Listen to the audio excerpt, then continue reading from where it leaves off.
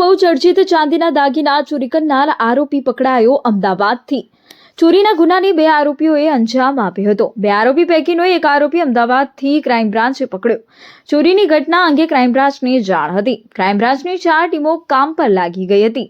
પ્રદીપ પ્રજાપતિ અને મુકેશ પ્રજાપતિ રાજસ્થાનના મૂળ વતની છે। ચોરીનો મુખ્ય સૂત્રધાર મુકેશ રામરામ હજી પણ પોલીસ પકડથી દૂર છે। રાજકોટ શક્તિ સિલ્વર નામના વેપારીના ત્યાં ઘરફોડ ચોરીના આરોપી ઝડપાયા। આરોપીએ ચોરીમાં 140 કિલો ચાંદીના દાગીના ચોરી કર્યા હતા।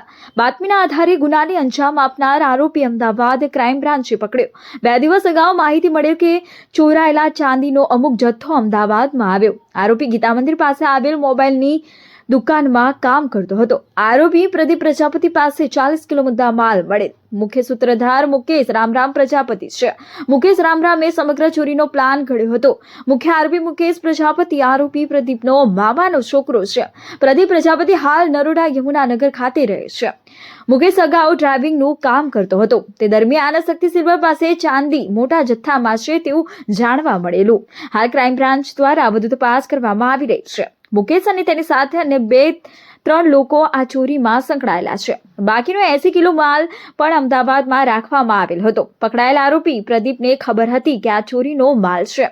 આરોપીને રાજકોટ શહેર પોલીસને સોંપવાની તજવીજ હાથ ધરવામાં આવી છે। આરોપીએ જાળી તોડીને દુકાનમાં પ્રવેશ કર્યો હતો।